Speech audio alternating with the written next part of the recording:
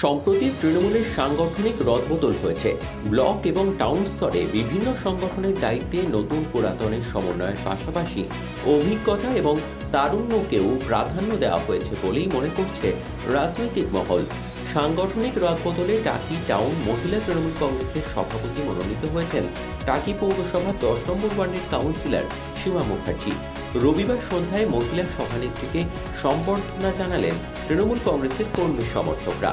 এদিনের সম্বর্ধনা জ্ঞাপন সভায় উপস্থিত ছিলেন বসিরহাট সাংগঠনিক জেলা তৃণমূল মহিলা কংগ্রেসের নবনিযুক্ত সহ সভানেত্রী শুভ্রা ঘোষ এবং হিঙ্গলগঞ্জ 1 নম্বর ব্লকের মহিলা সভানেত্রী পুষ্পিতা মণ্ডল।